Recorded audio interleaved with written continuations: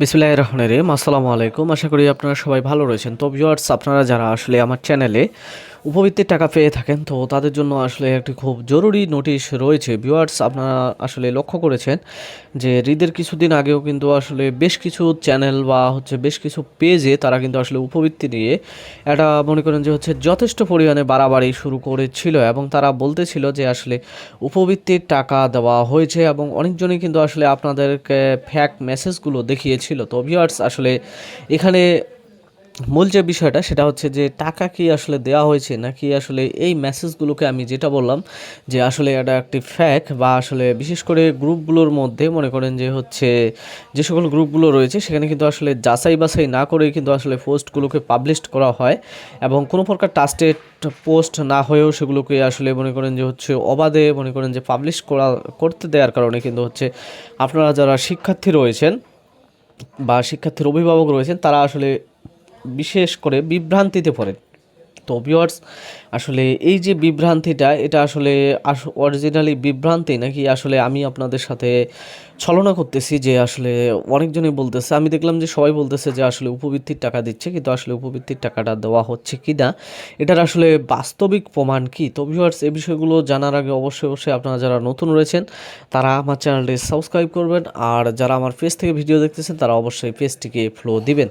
তো ভিউয়ার্স, আমি কিন্তু আসলে আপনাদেরকে একটা বিষয় বলতে চাই যে আমি কিন্তু আপনাদেরকে সেই মনে করেন যে ঈদের আগে বলে দিয়েছি যে আসলে উপবৃত্তির টাকায় এটা কিন্তু আসলে ঈদের আগে বা ঈদের পরে এটা কিন্তু আসলে দেওয়ার কোনো মনে করেন যে চান্স নেই। কারণ আপনাদের যে উপবৃত্তির টাকাটা রয়েছে এটা কিন্তু যে এইচএসপি বা এমআইএস সফটওয়্যার যেটা রয়েছে সেটার মাধ্যমে কিন্তু বর্তমানে কাজটা এখন পর্যন্ত চলমান রয়েছে। আপনারা হয়তো জানেন কি না, এপ্রিলের 5 তারিখ পর্যন্ত কিন্তু আসলে কাজ চলবে। হয়তো বা এপ্রিলের 5 তারিখের পরে আরও সময় বৃদ্ধি করা হতে পারে, কারণ এখানে তো মনে করেন যে আপনাদের যেটা উপবৃত্তির এইচএসপি এবং এমআইএস সফটওয়্যার রয়েছে এখানে কিন্তু আসলে মনে করেন যে এটা এক প্রকার মনে করেন যে শ্বশুরবাড়ি বা একটা জমিদারিভাবে এখানে কিন্তু আসলে কাজগুলো চলে থাকে। কারণ এই কাজগুলো যারা করে তারা আসলে অনেক সময় দেখা যায় যে হয়তো শ্বশুরবাড়িতে মনে করেন যে বেড়াইতে আসছে, বা মনে করেন যে একটা মনে করেন যে জমিদারি ভাব রয়েছে তাদের মধ্যে, কারণ তারা শিক্ষিত মানুষ, বাবু মানুষ, তারা মনে করেন যে আপনাদের কোট টাই স্যুট পরে তারা সবসময় অফিসে আসে। তো তাদের একটা আলাদা একটা মনে করেন যে গ্র্যাভিটি রয়েছে, তারা মনে করেন যে সেইভাবে চলে।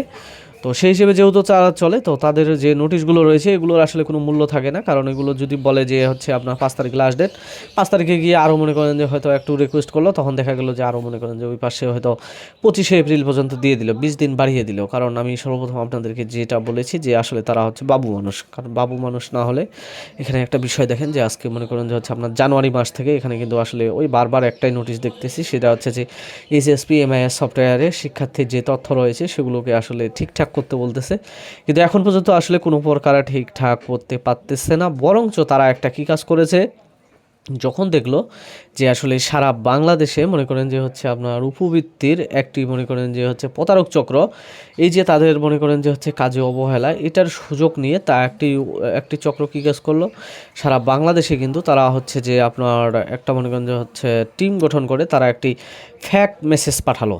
কোথায় পাঠালো সেটা পাঠালো যারা যারা শিক্ষার্থী রয়েছে, এটা কিন্তু আসলে শিক্ষার্থীর বাইরে কাউকে পাঠানো হয়নি, যারা যারা শিক্ষার্থী রয়েছে বা শিক্ষার্থীর অ্যাকাউন্টে যারা টাকা পায়, তো তার মানে এটা কিন্তু যে তাদের যে মানে মন্ত্রণালয় রয়েছে বা তাদের যে মানে সফটওয়্যার রয়েছে বা ডাটাবেস রয়েছে সেখান থেকে কিন্তু আসলে তথ্যগুলো লিকেজ হচ্ছে। এগুলো কে লিকেজ করতেছে এগুলো কিন্তু আসলে দেখার মতো কেউ নেই, কারণ আপনি এই দেশের জন্য যতগুলোই রক্ত দেন কোনো সমস্যা নেই, যত হাজারেই মারা যাক কোনো সমস্যা নেই। এখানে একটা সিস্টেম রয়েছে, সেটা যে মানে জমিদারের ছেলে জমিদার, অর্থাৎ এই সিস্টেমে কিন্তু এই দেশটা চলবে। তো ভিউয়ার্স, তারই পরিপ্রেক্ষিতে তারা একটা আসলে নোটিশ জারি করেছে, সেখানে বলেছে তারা যে আসলে প্রধানমন্ত্রীর শিক্ষা সহায়তা ট্রাস্টে সতর্কীকরণ বিজ্ঞপ্তি, এখানে বলছে যে লক্ষ্য করা যাচ্ছে যে শিক্ষার্থীদের অনুকূলে উপবৃত্তির টাকা দেওয়া হচ্ছে উল্লেখ করে প্রতারক চক্র তাদের সাথে যোগাযোগ করার জন্য বিভিন্ন মোবাইল নম্বর মেসেজ প্রদান করছে।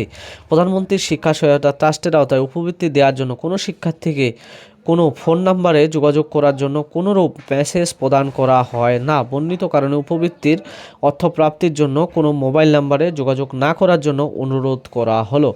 তো ভিউয়ার্স, এই নোটিশটা এটা কিন্তু আসলে পাবলিশ করা হয়েছে প্রায় মনে করেন যে 4-5 দিন আগে, কিন্তু আসলে আমি ব্যস্ত ছিলাম, আপনাদেরকে বলেছিলাম যে আসলে ঈদের কারণে আমি অনেক সময় ভিডিও দিতে পারি না, তো যার কারণে ভিডিওটা দিতে লেট হলো। তো আমি বলবো যে আসলে প্রধানমন্ত্রী শিক্ষা সহায়তা যেটা ট্রাস্ট রয়েছে, এটা যেহেতু মনে করেন যে হচ্ছে স্বৈরাচার আমলের তৈরি এবং এটার মাধ্যমে আসলে বিভিন্ন প্রকার মনে করেন যে সমস্যা হচ্ছে। তো আমি মনে করি যে এটা আসলে ভেঙে দিয়ে এখানে যারা যে সকল মানে সিস্টেম রয়েছে এটাকে ভেঙে দিয়ে নতুন করে করা দরকার।